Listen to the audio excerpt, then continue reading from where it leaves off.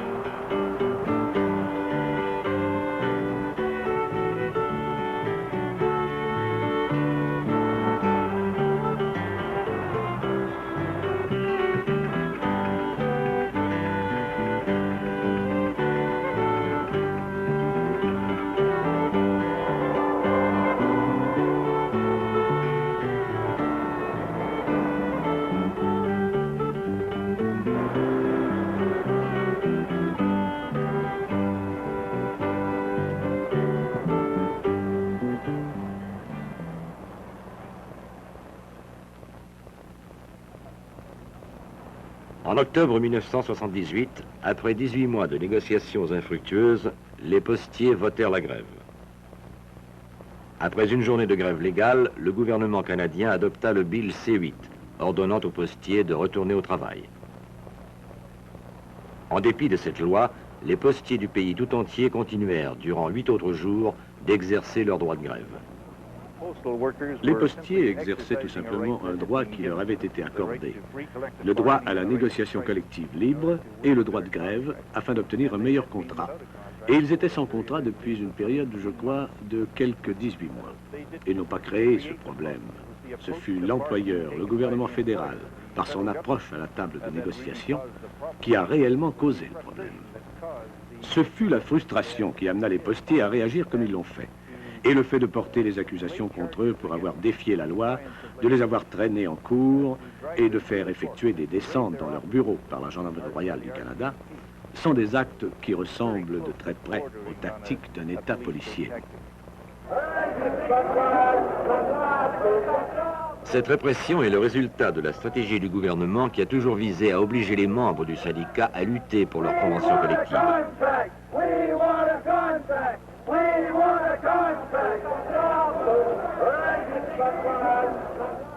Au cours des 10 dernières années, le gouvernement a pris cette position. Pas de négociation sans grève. Comme Bryce Mackesy le déclara lui-même en 1975, quelquefois une bonne grève est tout ce dont l'industrie a besoin. Quelquefois elle met fin à un grand nombre de petits arrêts de travail illégaux ou à une série d'arrêts de travail légaux. Et il se peut que nous ayons besoin de ce qu'on a vu dans certains pays européens. Avoir, une fois pour toutes, une bonne et longue grève postale. Nous asseoir dans les deux camps, ressentir les pressions économiques et résoudre nos problèmes. Eh bien, en 1975, notre employeur adopta la même attitude envers les négociations de 1975 qu'il avait prise lors des autres rondes de négociations précédant 1975. Sa position était qu'il n'était tout simplement pas prêt à négocier avec le syndicat et n'a jamais semblé être prêt jusqu'à ce que le syndicat se trouve en position d'obtenir un mandat pour faire la grève. Nous avons obtenu ce mandat de nos membres en octobre, et durant les 3 jours qui ont suivi le vote de grève, l'employeur a paraphé 3 fois plus de clauses avec le syndicat qu'il n'en avait paraphé durant les 9 mois précédents. Cependant, en 1975, il a tout de même fallu 42 jours de grève pour obtenir une convention collective. L'un des principaux points en litige était l'utilisation d'aides occasionnelles au ministère des Postes. Les postiers étaient opposés à l'utilisation des employés occasionnels parce que les employés occasionnels sont des travailleurs à bon marché d'un premier temps, puis d'un deuxième temps, les lois font que les aides occasionnelles ne peuvent pas être syndiquées. Il ne faut pas oublier non plus que l'emploi démesuré des aides occasionnelles ont brimé les droits des postiers. Plusieurs postiers des années 60 ont demeuré plusieurs années de soir ou de nuit alors qu'il y avait des occasionnels de jour. Les postiers étaient obligés de prendre leurs vacances en automne ou en hiver, alors que les occasionnels pouvaient prendre en été. Les heures supplémentaires étaient offertes aux occasionnels au lieu des employés réguliers. La convention collective de 1975 assura aux syndicats quelques protections contre l'utilisation des aides occasionnelles.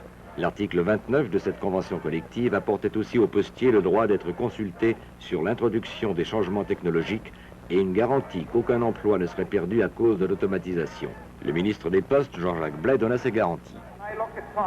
Quand je regarde la clause 29, je dis que le ministère des Postes a signé cette entente au nom du Conseil du Trésor, qu'il respectera les termes de cette convention particulière, qu'à ma connaissance, et je peux le garantir, il n'y a eu depuis la signature de cette entente aucune réduction de la main-d'œuvre au ministère des Postes résultant des changements technologiques.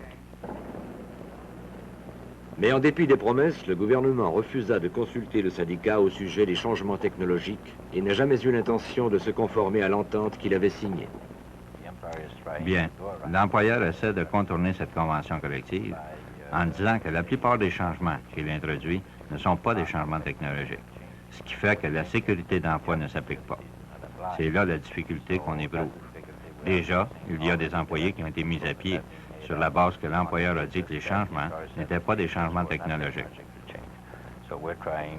Les problèmes au ministère des Postes remontent beaucoup plus loin que la question de l'automatisation et l'utilisation des aides occasionnelles. Ces problèmes remontent à l'origine même du ministère des Postes.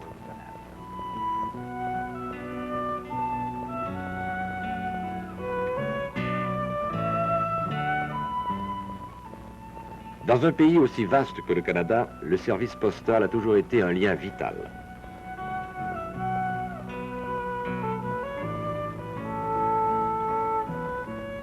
Au cours des années, des centaines de milliers de travailleurs des postes ont vu à acheminer notre courrier avec compétence et efficacité.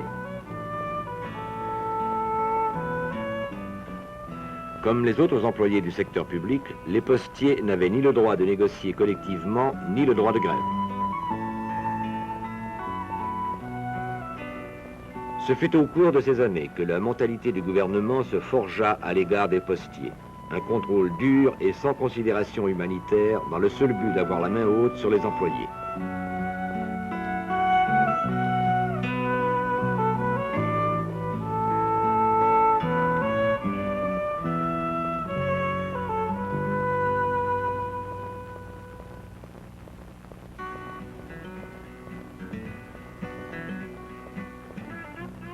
En 1965, 17 000 postiers votèrent en faveur d'arrêter le travail. Après 17 jours, ils gagnèrent le droit de grève pour eux-mêmes et pour tout l'ensemble du secteur public fédéral. Mais ce ne fut qu'en 1968, après une grève de 3 semaines, que les 24 000 postiers et facteurs gagnèrent leur première convention collective.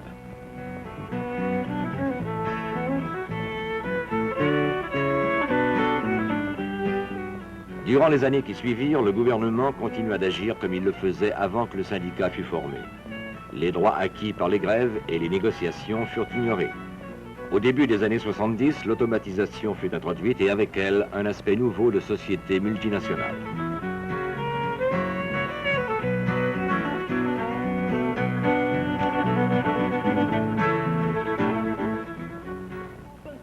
Ayant amené au ministère des Postes M. Corkery de Havilland, ayant amené l'autre dirigeant, maintenant parti à un autre ministère, de l'ITT, ayant amené M. Paré de Steinberg, via Princeton ou ailleurs aux États-Unis, ayant apporté avec eux leur mentalité industrielle, le ministre des Postes veut maintenant jouer les durs.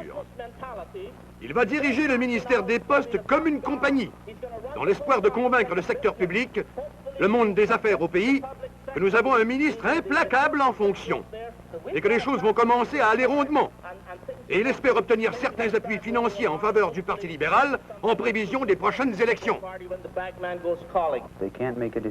Ils ne peuvent pas prendre de décision. C'est fondamentalement un ministère politique du gouvernement et utilisé comme ballon politique par les députés à la Chambre des communes. Et ils refusent tout simplement d'améliorer le service. Et peut-être qu'ils ont eu des dirigeants incapables en haut de l'échelle. Je ne devrais pas dire peut-être. Il y a eu des incompétents parmi la direction, au niveau où les décisions sont prises. Et ils refusent de traiter des problèmes relatifs à l'administration d'un système national de communication.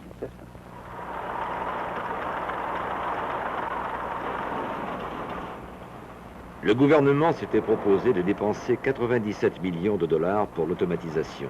Les coûts, en fait, dépassent $1 milliard. Malgré cet investissement énorme, le service postal ne s'est ni accéléré ni amélioré.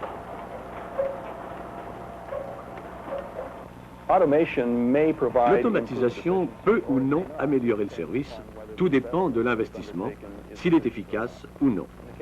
Dans le cas du ministère des Postes, qu'on a considérablement automatisé, une grande partie de cette automatisation est très peu efficace et le ministère n'a pas réussi à s'adapter et à employer la technologie moderne de télécommunication et à fournir les services requis et par conséquent ne peut se comparer avantageusement aux compagnies de télécommunication.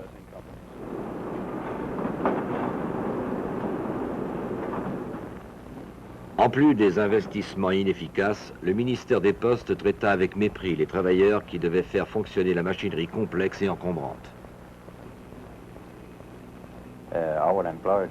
Notre employeur, la première chose qu'il fit en introduisant l'automatisation fut de déclassifier les postiers qui faisaient le travail manuellement et leur dire qu'ils seraient payés 75 cents de moins pour faire le même travail sur les machines.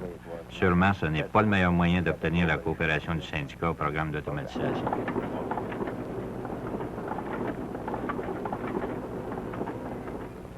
En plus de miner la convention collective par l'introduction unilatérale de changements technologiques, la gérance, du moindre surveillant jusqu'au ministre des Postes, appliqua une politique délibérée pour briser le moral des employés en se livrant continuellement à des attaques publiques contre les postiers. Je voudrais adresser une question au ministre des Postes concernant l'état de choses chaotique et inacceptable qui règne au ministère des Postes, pour lequel le ministre des Postes blâme les travailleurs et non la direction. On a entendu dire que le ministre des Postes aurait déclaré récemment que le ministère des Postes pourrait fonctionner avec efficacité s'il pouvait seulement congédier 500 travailleurs. Maintenant, monsieur l'orateur, tout ce que je veux savoir, c'est sur quoi s'est-il basé pour faire cette déclaration? A-t-il une liste des noms de ces 500 personnes et des syndicats auxquels elles appartiennent? Ou était-ce seulement de l'affichage public afin de camoufler l'ineptie de la gestion du ministère des Postes? Monsieur l'orateur, je crois que l'honorable membre devrait mieux comprendre ce que j'ai dit en déclarant que si je devais faire quelque chose, et la question fut posée par un journaliste qui me demandait de combien de personnes on pourrait se débarrasser si on désirait obtenir un ministère des Postes efficace, j'ai dit 500, comme j'aurais pu dire 10 ou bien 1000.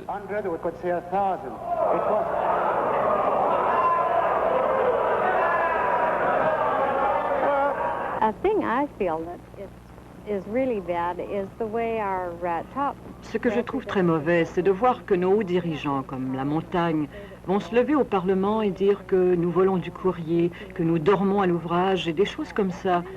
Ce sont là des paroles blessantes, parce que j'ai à cœur d'éviter une pareille conduite. J'ai réellement un sens d'éthique envers mon travail, et je crois que c'est la même chose pour la plupart d'entre nous. Nous aimons faire une bonne journée de travail bien remplie, mais quand on nous calomnie de pareille façon, on se sent prêt à dire « Eh bien, l'ami, que le diable t'emporte ». J'ai eu des surveillants qui m'ont dit de jouer le jeu. Ce sont les mots exacts qu'ils ont employés. De jouer le jeu. On n'est pas censé poser des questions. Qu'il y ait ralentissement du courrier ou non à un certain endroit, ou si le courrier ne circule pas assez rapidement, si le courrier est laissé dans un coin, il peut être là depuis des semaines. On n'est pas là pour poser des questions à ce sujet. Le surveillant n'est pas intéressé. Tout ce qui l'intéresse, c'est de ramasser son temps double, son surtemps, son argent, son chèque de paye, et il n'est pas du tout intéressé aux problèmes du ministère des Postes, encore moins ceux des employés. Il y a certains exemples des abus de mesures disciplinaires au poste qui sont effarants. Par exemple, en 1974, parce que 200-300 employés, même davantage, portaient des chandails boycottons le code postal parce qu'on faisait une campagne où on n'avait aucune protection quant au changement technologique. Il y a des surveillants qui sont imaginés qui pouvaient suspendre tout le monde. Alors, il y avait eu 200-300 suspensions. Ça a donné lieu à une grève de 2 semaines et le retour des employés, naturellement, a pu se faire selon un protocole de retour au travail sans qu'il y ait de mesures disciplinaires. Mais ça démontre tout de même quelle sorte de relation qui existe entre les surveillants qui sont appuyés inconditionnellement au ministère des Postes par la direction, quoi qu'ils fassent, et les employés, ce qui nécessairement ne peut pas conduire à de saines relations humaines seulement, même pas des relations de travail.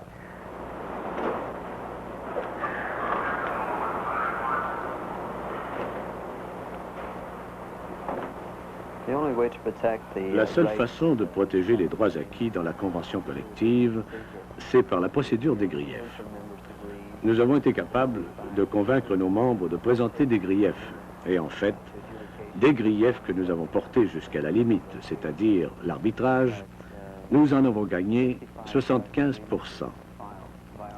Les membres ont présenté 65 000 griefs. Et comme nous avons 23 000 membres, cela fait approximativement 2 griefs et demi pour chaque membre, ce qui est un nombre phénoménal de griefs pour tout syndicat au Canada. La raison principale pour ce nombre élevé de griefs est le fait que l'employeur n'a jamais eu l'intention de se conformer à la convention collective à partir du moment où elle fut signée en 1975. Il a fait en sorte que le syndicat et ses membres ont dû lutter pour chacun des gains obtenus dans cette convention collective, ce qui a occasionné des déboursés énormes au syndicat ainsi qu'au Conseil du Trésor, qui éventuellement s'occupent des griefs quand ils vont à l'arbitrage, mais il semble qu'il a des sources monétaires sans limite, puisqu'il se sert de l'argent des contribuables. Le gouvernement semble avoir des fonds illimités quand il s'agit d'appuyer des violations de la convention collective, mais quand il s'agit de problèmes élémentaires qui datent depuis longtemps, tels que le problème du bruit dans les installations postales automatisées, il ne fait absolument rien. Depuis le tout début du programme d'automatisation, le syndicat fait des pressions pour qu'il y ait des tests pour déterminer le niveau du bruit et des tests de la vue dans les bureaux de poste.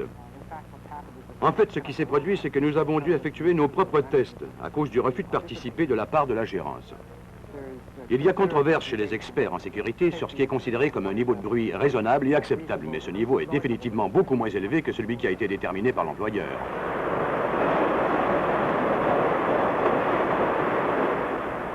Voici la plus grande usine de tri du courrier au Canada. Si vous deviez travailler dans cet édifice, voici ce que vous entendriez.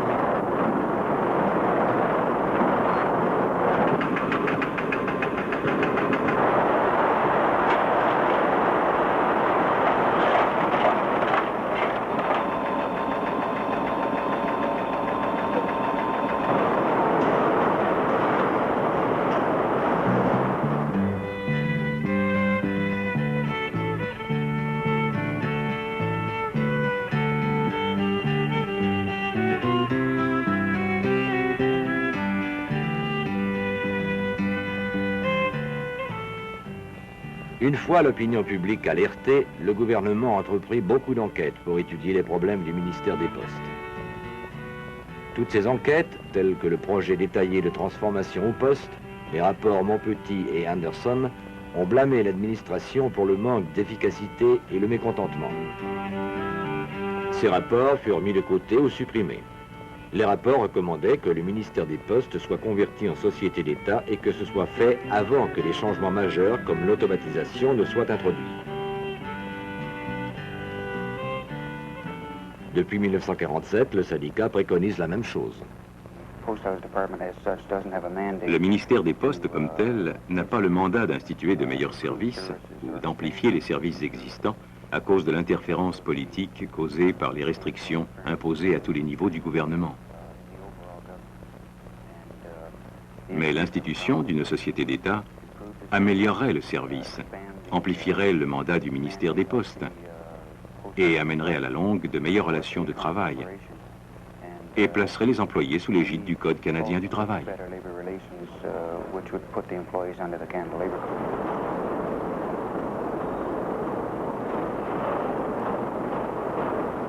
Au printemps 1977, 3 mois avant l'expiration de son contrat, le syndicat demanda qu'on entreprenne des négociations pour le renouvellement de la convention collective. Ils rencontrèrent les représentants du Conseil du Trésor. Le Conseil du Trésor, il n'y a aucun doute, n'est pas prêt à négocier avec ses employés, malgré que la loi a été adoptée en 1977.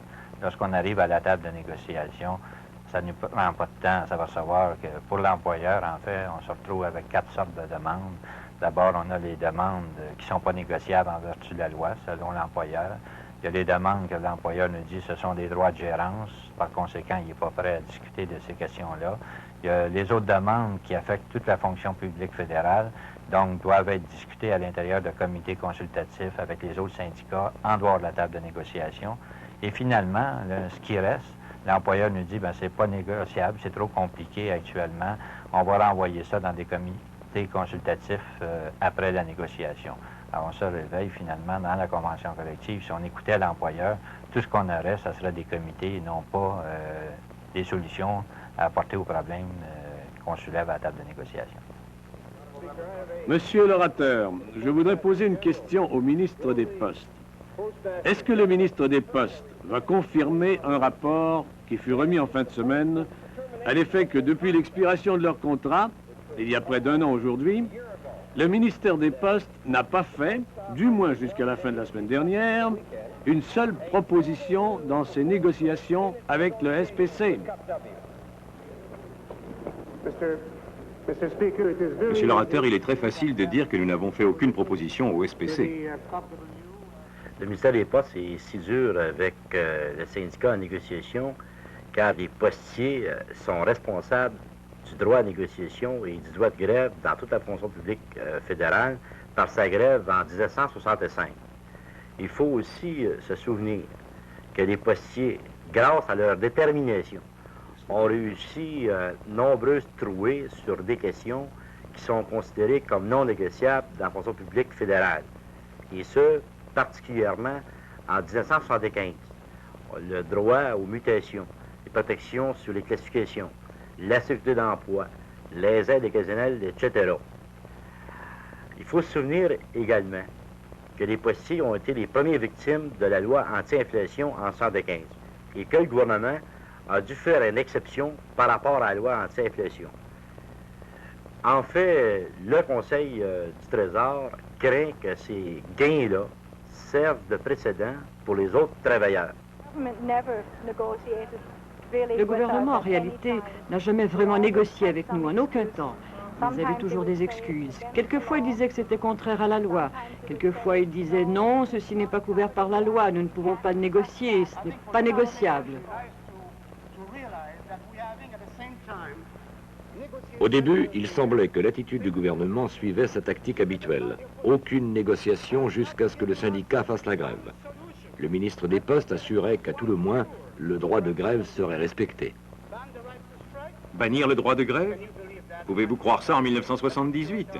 Que cela réglerait tout? Qu'il n'y aurait pas de ralentissement? Qu'il n'y aurait pas de grève illégale parce que nous avons interdit la grève? À minuit, le 16 octobre 1978, après plus d'1 an et demi de conciliation et de négociation, les postiers durent une fois de plus recourir à la grève pour obtenir un contrat. Le jour suivant, le gouvernement canadien introduisit la loi C8, enlevant aux travailleurs des postes leur droit de grève. Nous semons le grain de la discorde pour beaucoup d'années à venir. Et il est fort possible que ce gouvernement qui adopte cette loi enlève toute possibilité de succès à une société d'État pour des années à venir. Parce que nous n'établissons pas la confiance. Tout ce que nous accomplissons, c'est institutionnaliser la méfiance et la colère de ces travailleurs au ministère des Postes.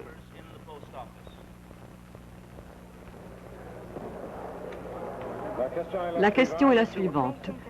M. Ouellet, appuyé par M. Andras, propose que le projet de loi C8, une loi pour la continuation des services postaux, soit maintenant proposé en deuxième lecture et référé au comité plénier.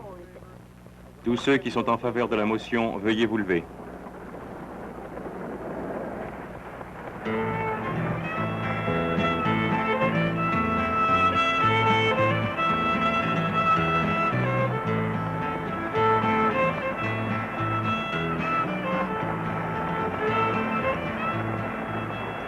En l'espace de quelques instants, les membres du Parlement ont adopté la loi C8.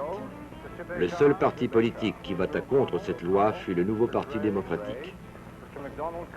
La loi C8 imposait aussi l'arbitrage obligatoire, ce qui donnait au gouvernement une chance d'effectuer un recul des droits et protections contenus dans l'ancienne convention collective. Alors que la loi C8 s'adressait aux postiers, elle était en même temps un message à l'intention de tout le mouvement syndical. Voici ce que vos droits signifient pour nous.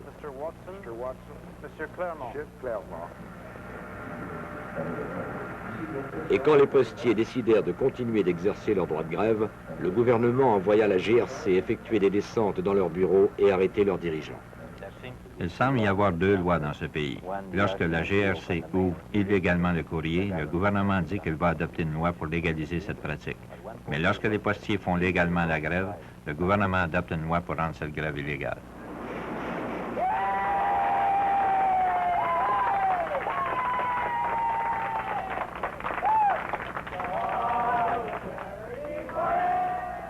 Le syndicat et les membres de l'exécutif national furent accusés, d'après le Code criminel du Canada, d'avoir défié un ordre du Parlement.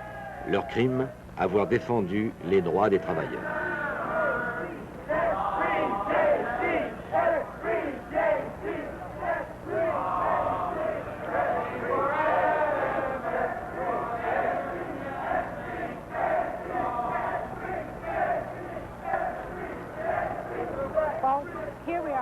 Eh bien, nous voici au palais de justice à attendre Jean-Claude, la décision sur le cas de Jean-Claude. Voilà le genre de négociation que fait le ministère des Postes. Ils ne négocient pas à la table, ils font des lois et les cours font le travail pour eux. Ils ne veulent pas être régis par un contrat. Ils ont leur propre opinion sur ce que ce contrat devrait être, et même s'ils suivent toute la procédure en ce qui a trait au délai, ils ne négocient pas vraiment.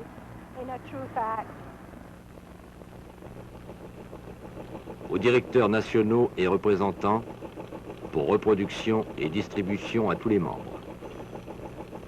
À 2h57 p.m. aujourd'hui, le 7 mai 1979, le juge Evans rendit sa décision de condamner le confrère Jean-Claude Parrot, notre président national, à 3 mois de prison en plus d'une libération conditionnelle de 18 mois. La sentence du confrère Parrot est portée en appel par nos avocats.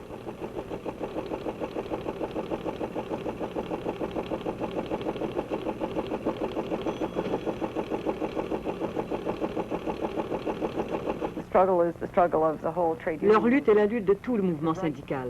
Parce que si les droits de ce syndicat sont révoqués de cette façon, qui sera le prochain? Est-ce que ce sera nous ou est-ce que ce sera quelqu'un du secteur privé?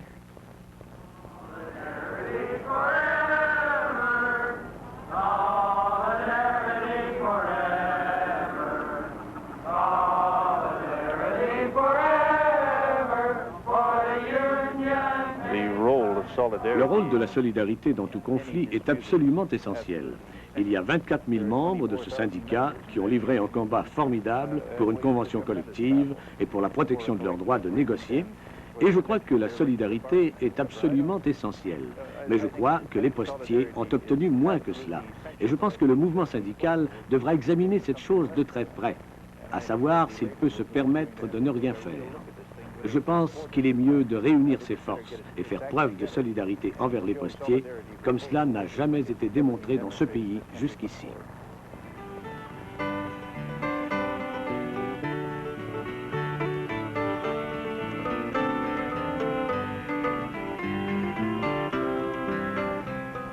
Ce n'est sûrement pas parce que dans une ronde de négociation, le gouvernement a utilisé tous ses pouvoirs, y compris les cours de justice, la GRC, la loi spéciale, que l'attitude des travailleurs des postes va changer.